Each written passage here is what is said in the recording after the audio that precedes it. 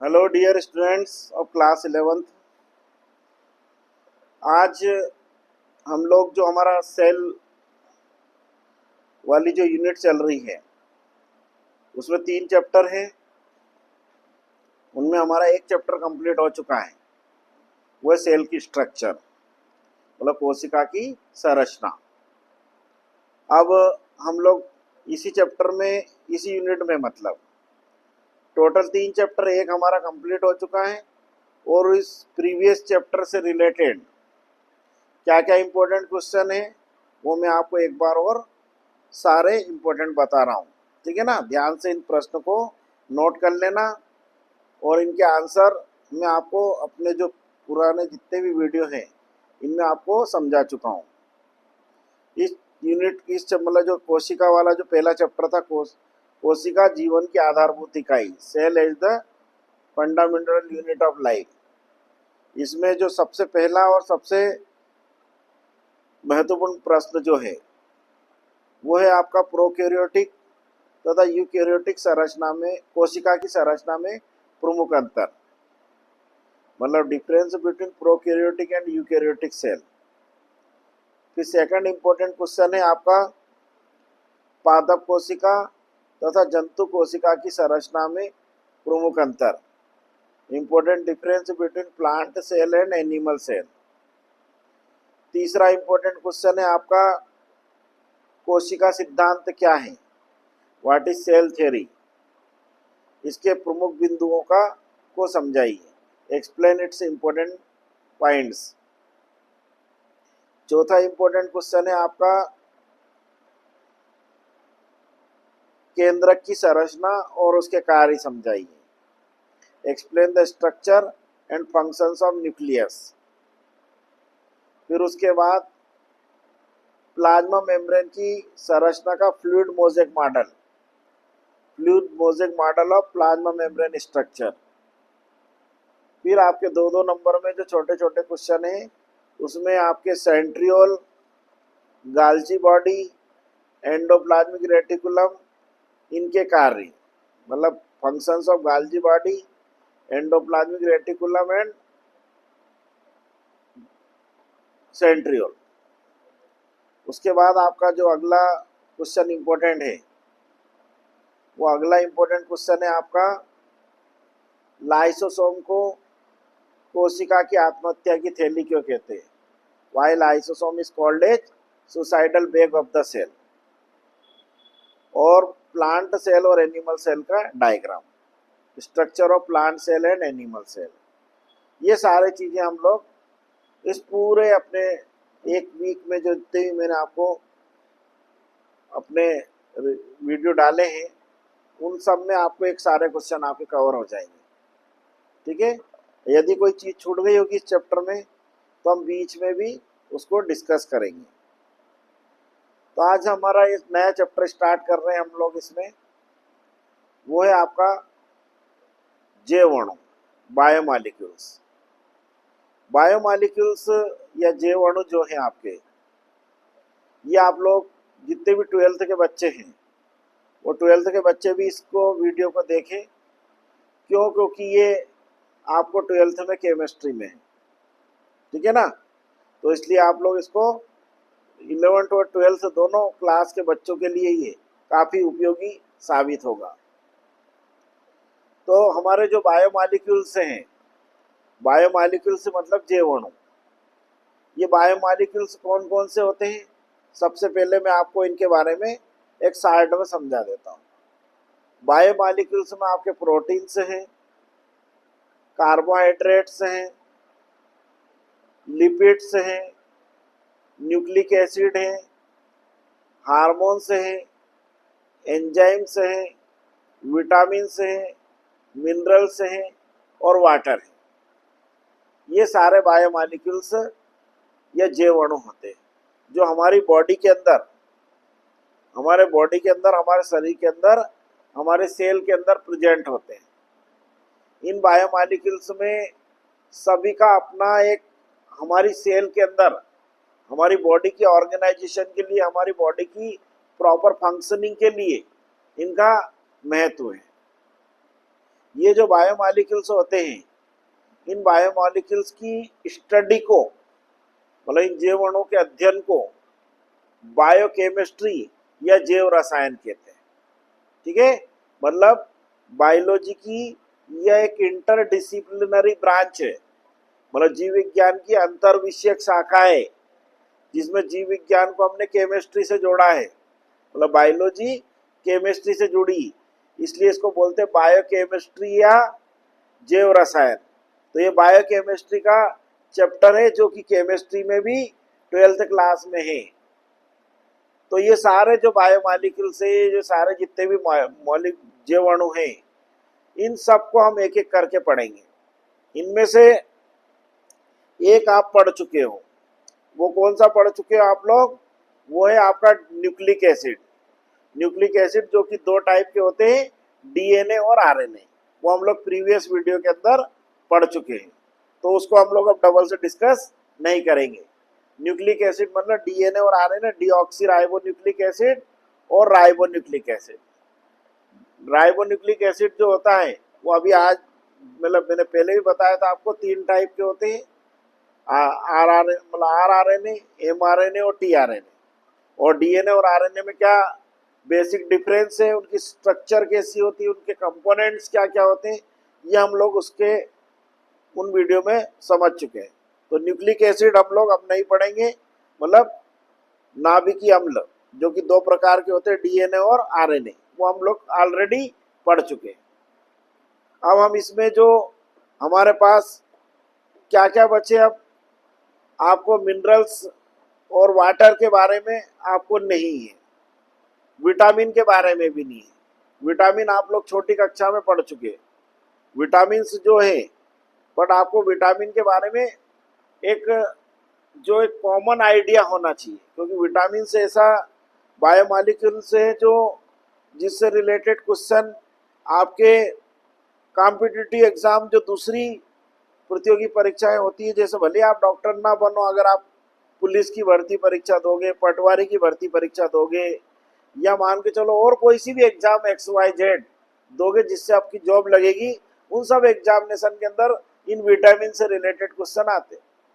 तो विटामिन जो रहता है वो हमारी डेली, ये सारे जितने भी बायोमॉलिक्यूल्स होते हैं, इनमें केवल आपका न्यूक्लिक एसिड को छोड़ दिया जाए। न्यूक्लिक एसिड भी अगर आप कोई लाइव फूड खाते हो, मतलब जीवित भोजन, जैसे दही खा रहे हो आप, तो दही में बैक्टीरिया मौजूद है, वो बैक्टीरिया का डीएनए आपकी बॉडी के अंदर जाएगा और उसका डाइजेशन होगा। अदरवाइज जैसे हम लोग जनरली जो भी खाते हैं, जैसे हम सब्जियां खाते हैं, दाल खाते हैं, फल खाते हैं, या कोई नॉन वेजिटेरियन फूड आइटम खाते हैं, जैसे एग खाते हैं, या किसी एनिमल का फ्लेश खाते हैं, या हम लोग दूध लेते हैं, तो ये सब एनिमल के बाई प्रोडक्ट्स है, प्लांट के बाई प्रोडक्ट्स है। तो इनमें डीएनए आरएनए नहीं होता, ठीक है ना, बट इनमें प्रोटीन्स होते हैं, कार्बोहाइड्रेट्स होते हैं, इनमें लिपिड्स होते हैं, इनमें मिनरल्स होते हैं, इनमें विटामिन होते हैं।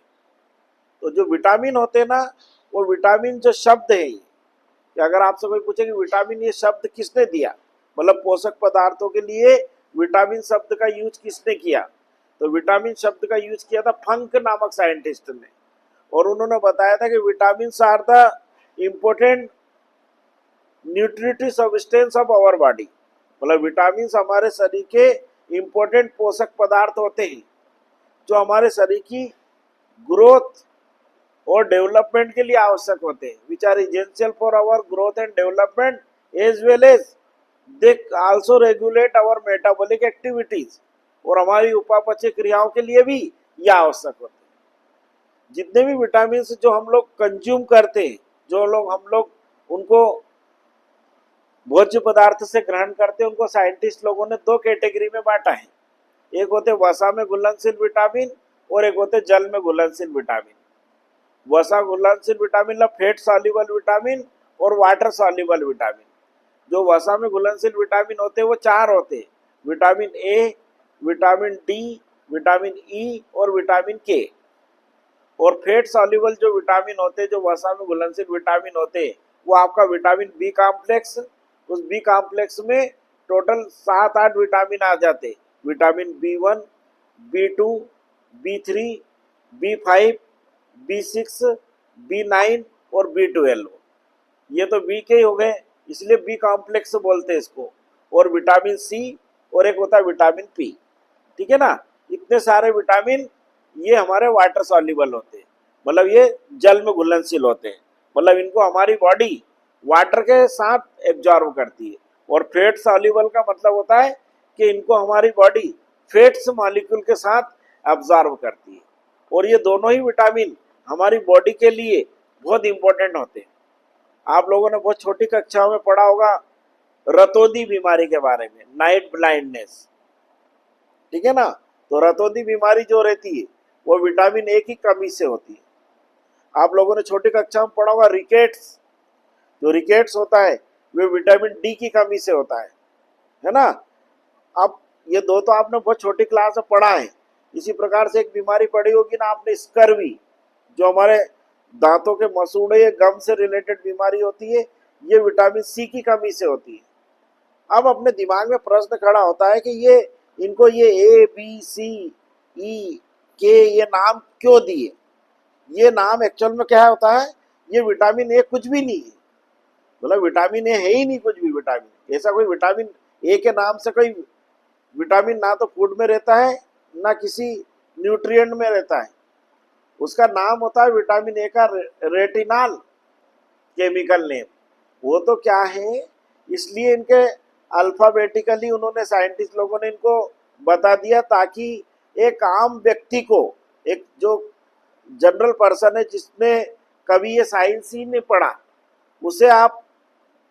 उसे कैसे पता चलेगा ये retinol, calciferol, alpha tocopherol, phylloquinone, niacin, thiamine, ascorbic acid, cyanocobalamin, है ना, ठीक है ना। ये उससे थोड़ी पता चलेगा। अब ये आप उसको बोलोगे तो वो तो और चक्करखन्नी हो जाएगा। तो उसे समझाने के लिए एक सिंपल सा, लोगों को बताने के लिए भैया आपको विटामिन, इस विटामिन की कमी हो गई है। मतलब जैसे डॉक्टर के पास कोई व्यक्ति गया और उसे आंखों से कमजोर दिखाई दे रहा है, मतलब उसका आई साइट कम, मतलब सही नहीं है, मतलब उसकी आंखों की रोशनी सही नहीं है, तो डॉक्टर उसे कैसे बताएगा कि भैया आपको ये गाजर खाना चाहिए, आपको ये हरे पत्तेदार सब्जी खाना है, क्योंकि आपको आंखों की तकलीफ है, आपको निकट का और दूर का और आपको कोई भी ऑब्जेक्ट क्लियर कट दिखाई नहीं दे रहा है। तो उन्होंने कहा कि ये आपकी आंख का लेंस तो सही है, बट आपके अंदर जो न्यूट्रिएंट की कमी से, मतलब कुपोषण से ये बीमारी हुई है। और वो आपको कुपोषण हुआ विटामिन ए का। अब विटामिन ए का डॉक्टर जानते हैं, और अपन जो पढ़े लिखे बायोलॉजी वाले बच्चे हैं या आप बच्चे हैं, और ये जो एक न्यू मान के चलना, इससे रिलेटेड जो पब्लिक है या इससे रिलेटेड जो लोग हैं, मतलब who knows the vitamin A, what is the vitamin A and what its deficiency lead to a disease, मतलब इसकी कुपोषण से कौन सा रोग होएगा, और इसकी अगर कुपोषण हो गया तो how it will be overcome, मतलब इससे ठीक कैसे होगा, ये अपन सब जानते हैं क्योंकि अपन लोगों ने सब्जेक्ट को पढ़ा है ध्यान से। बट एक सिंपल व्यक्ति जिसको मालूम ही नहीं है कि विटामिन ए नाम की कौन सी चिड़िया है, ठीक है ना, तो उसे आप उसको बताने के लिए तो ये इस टाइप से बताना पड़ेगा डॉक्टर कि भैया तुम्हारी विटामिन ए की कमी हो गई है। समझ में आया कि नहीं है? तो फिर उसे बताओ आपके आप हरे पत्तेदार सब्जी खाओ, गाजर खाओ, तब तुम्हारे को ये विटामिन मिलेगा, फिर तुम्हारी आंखों से तुम्हें बहुत क्लियर कट दिखाई देने लगेगा। तुम्हारी आंखों का ये जो धुंधलापन है, ये धुंधलापन कुपोषण के कारण हो रहा है, माल न्यूट्रिशन के कारण हो रहा है। और आपको माल न्यूट्रिशन या कुपोषण का है, ये विटामिन ए का है, इसलिए इनके नाम इस टाइप से रखे। तो आप लोगों को क्लियर कट हुआ कि विटामिन क्या होते हैं। विटामिन हमारी बॉडी के लिए एक रिक्वायर्ड न्यूट्रिएंट है, मतलब हमारे शरीर के लिए आवश्यक इंपॉर्टेंट पोषक पदार्थ होते हैं, जो हमारे भोज्य पदार्थों में या हमारे जो डेली आहार जो हम लोग ग्रहण करते हैं, जो हम लोग खाना खाते हैं दोनों टाइम, उसके अंदर अलग अलग फूड सब्सटेंस में ये विटामिन अवेलेबल होते हैं। मतलब अगर आप मुझसे पूछोगे कोई एक पर्टिकुलर फूड सब्सटेंस जिसमें ये सारे विटामिन प्रेजेंट हो, तो नो, नॉट एट ऑल। कोई एक पर्टिकुलर फूड सब्सटेंस में एक पर्टिकुलर विटामिन हो सकता है, but not all vitamin are found in a particular food substance. मतलब किसी एक विशिष्ट भोज्य पदार्थ में सारे विटामिन उपलब्ध हो, दैट इज नॉट पॉसिबल। इसलिए हम लोग, हमारे जो आहार हम लोग जिसको हम लोग खाते हैं दोनों टाइम, उसमें हम लोग अलग अलग चीज़ों का समावेश करते हैं। हम लोग उसमें दालें लेते हैं, हम उसमें हरे पत्तेदार सब्जियां खाते हैं, हम उसमें आपका सलाद खाते हैं, हम लोग उसमें चावल लेते हैं, घी लेते हैं, रोटियां खाते हैं, अलग अलग चीजें हम लोग बदल बदल के खाते हैं। हम लोग दूध लेते हैं, दही खाते हैं, है ना। अगर कोई नॉन वेजिटेरियन फूड आइटम खाता तो वो अंडे खाता है, मांस खाता है। तो सब में अलग अलग टाइप के फूड विटामिन प्रेजेंट होते हैं। तो ये विटामिन जो रहते हैं ये हमारी बॉडी के लिए आवश्यक है। मतलब इनकी अगर हमारे शरीर में कमी हो गई तो इनकी कमी या इनके कुपोषण से अलग अलग प्रकार की डिजीज होगी हमारी बॉडी के अंदर। मतलब the mall nutrition of vitamin may lead to the various side of diseases in human body। उसका सबसे बेस्ट एग्जाम्पल मैंने अभी आपको रतौंधी बताया, that is called night blindness, rickets, scurvy, है ना। इसके अलावा रिप्रोडक्टिव फेलियर मतलब स्टेरिलिटी जिसको हम लोग बांझपन कहते हैं, anaemia, beri beri, pellagra, scurvy, pernicious anaemia, ये जितनी भी ये कोई मतलब कोई फिल्मों के नाम मत समझना इनके तुम लोग। ये तुमको इसी फिल्म का नाम और हीरो हीरोइन का नाम समझोगे, इतनी देर से ये चिल्ला रहे हैं। ये सब बीमारियां हैं और ये सब लोगों में अलग होती है ही, नहीं होती तो इनको साइंटिस्ट लोग मेंशन ही नहीं करते, बुक्स में नहीं लिखते। तो इसलिए विटामिन को लेना है तो आपको बैलेंस डाइट लेना पड़ेगा। बैलेंस डाइट मतलब आपके फूड में जो जो न्यूट्रिएंट्स हमारी बॉडी के लिए आवश्यक है वो सारे हमें लेना पड़ेंगे। तो ये मैंने आपको विटामिन के बारे में एक एलिमेंट्री नॉलेज दे दिया, है ना। और ये विटामिन चूंकि अभी आपको सिलेबस में नहीं है इसलिए आपको ज़्यादा लोड नहीं लेना है, बट आपको चूंकि आगे जाकर पढ़ना है, आगे जाकर आपको भविष्य में आगे बढ़ना है तो आपको काम आएंगे ये, ठीक है ना। अगर विटामिन की कमी हो जाती तो इसको बोलते हैं हाइपोविटामिनोसिस। और यदि विटामिन की ओवर न्यूट्रिशन हो जाता है ना, मतलब अधिक अधिक अति पोषण हो जाता है विटामिन का, तो उसको बोलेंगे हाइपर विटामिनोसिस। और hypovitaminosis and hyper vitaminosis both lead to the disease, है ना। अभी आपको 5 जो बायोमॉलिक्यूल है 6, इन पर पूरा फोकस करना है। Carbohydrates, protein, lipids, nucleic acid, hormones और एंजाइम। इनमें से न्यूक्लिक एसिड हमारे कंप्लीट हो गए। हार्मोन्स जो है हम लोग जो एंडोक्राइन ग्लैंड वाला चैप्टर, अंतःस्रावी ग्रंथि वाला जब अध्याय पढ़ेंगे उसमें आप लोगों को हार्मोन्स के बारे में पढ़ा दिया जाएगा, है ना। और इसी प्रकार से प्लांट हार्मोन के बारे में पढ़ा दिया जाएगा जब प्लांट फिजियोलॉजी पढ़ाएंगे हम। और उसी प्रकार से अभी आप इस चैप्टर में आप लोग 4 पे फोकस करो। अभी कार्बोहाइड्रेट, प्रोटीन, लिपिड्स और एंजाइम, है ना। और न्यूक्लिक एसिड हमारा हो चुका है। तो आज से हम लोग कार्बोहाइड्रेट के बारे में स्टार्ट करेंगे। कार्बोहाइड्रेट्स जो है मतलब कार्बोहाइड्रेट मतलब शुगर, ठीक है। शुगर मतलब शर्करा, शर्करा मतलब मीठा, मीठा मतलब हमारा गुलाब जामुन। समझ में आया कि नहीं। हमारा मीठे का जब भी आती बात तो हमारा मन में एक ही फूड आइटम आता है, वो है गुलाब जामुन। मतलब गुलाब जामुन अगर अपन खाएंगे तो गुलाब जामुन हमें मालूम है शक्कर की चाशनी से बनती है। शक्कर की चाशनी में जब उसे हम लोग डुबोते हैं तो वो मीठी है। तो जो मीठा है उसमें कार्बोहाइड्रेट है, ठीक है ना। कार्बोहाइड्रेट जो रहते हैं वो कार्बोहाइड्रेट जिन्हें हम सामान्यतः शुगर कहते हैं, और इनका जो मुख्य स्रोत होते हैं वो प्लांट भी होते हैं और एनिमल भी होते हैं। मतलब कुछ शर्कराएं हमें पौधों से भी प्राप्त होती है और कुछ हमें एनिमल से भी प्राप्त होती है। पौधों से हमें प्राप्त होता है स्टार्च, जो हमें चावल से, हमें आलू से, है ना, हम लोग लेते हैं इसको स्टार्च, ठीक है। और एनिमल से हमें मिलता है ग्लाइकोजन। ग्लाइकोजन मतलब जो एनिमल शुगर है ये, मतलब जैसे अगर आप कोई जंतु उत्पाद का उपयोग करोगे, मतलब एनिमल फूड, है ना, उससे आपको मिलेगा ग्लाइकोजन, और प्लांट फूड से आपको मिलेगा स्टार्च। ये दो हमारे लिए इंपॉर्टेंट शुगर होती है ना। इसके अलावा आप लोगों ने नाम सुना ही है, आप जानते हैं, glucose, fructose, ribose, deoxyribose, cellulose, chitin, है ना, ये सब शर्कराओं के नाम हैं। नेचर में इनका सिंथेसिस प्लांट फोटोसिंथेसिस की क्रिया के द्वारा करते हैं।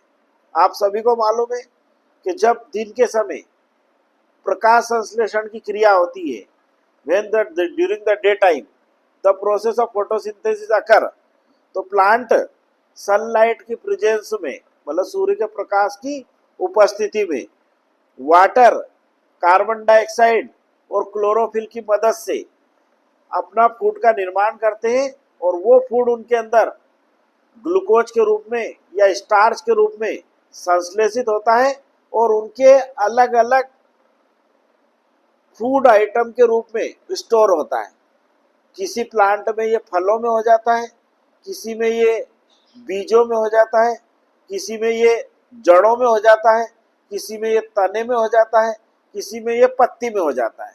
इसलिए हम लोग अलग अलग पौधों में उनके अलग अलग पार्ट को हम यूटिलाइज करते हैं।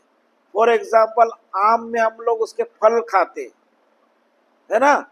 इसी प्रकार चावल में हम लोग उसके बीज खाते हैं, गाजर में हम लोग उसकी जड़ खाते, आलू में हम लोग उसका स्टेम खाते, है ना। समझ में आया कि नहीं। तो ये क्या हुआ, इससे क्या बात सिद्ध होती है कि ये जो स्टार्च होता है ये प्लांट के किसी एक पर्टिकुलर बॉडी पार्ट्स के अंदर स्टोर नहीं होता है, it can be store in different body parts in different plants, it is variable from plant to plant.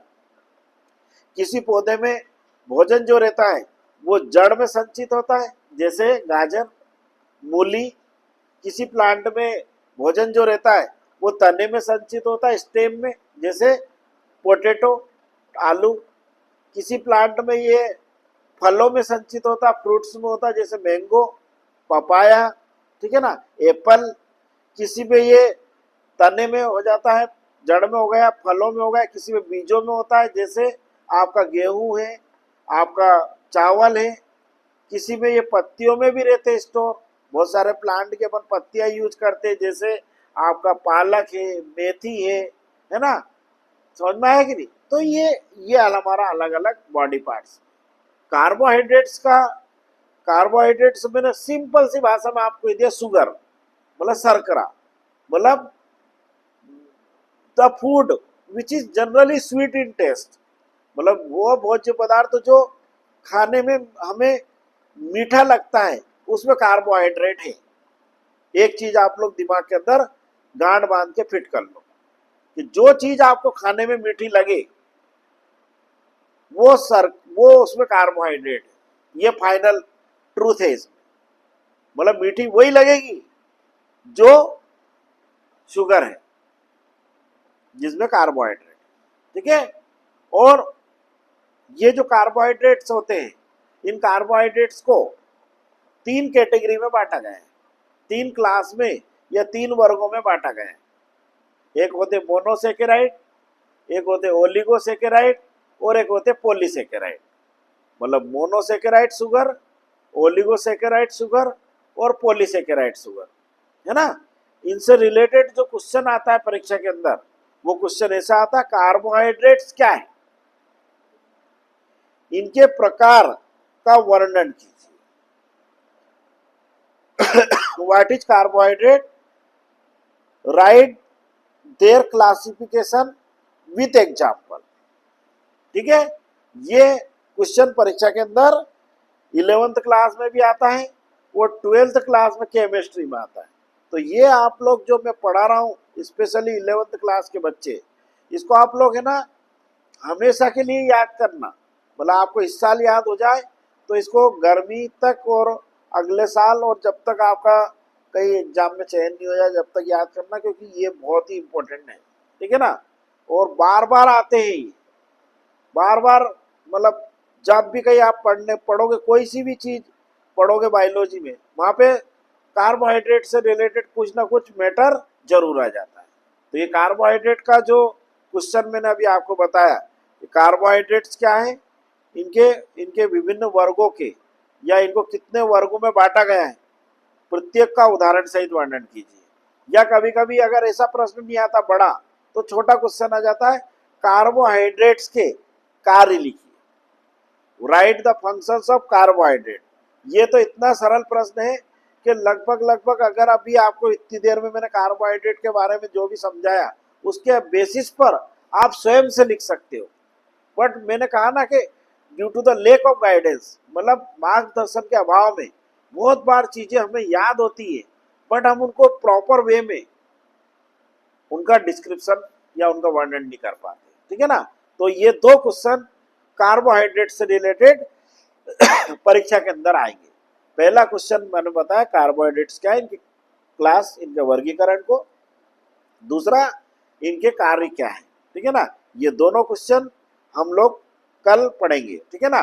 और ये वीडियो आपको आई थिंक समझ में आया होगा। और हमारा ये जो चैप्टर है 2-3-4 दिन चलेगा ये, और इसको इसमें सतत निरंतरता बनाए रखना आप लोग, और कंटिन्यूअसली वीडियो को देखें और इनको लाइक करें, शेयर करें। Okay, all the best.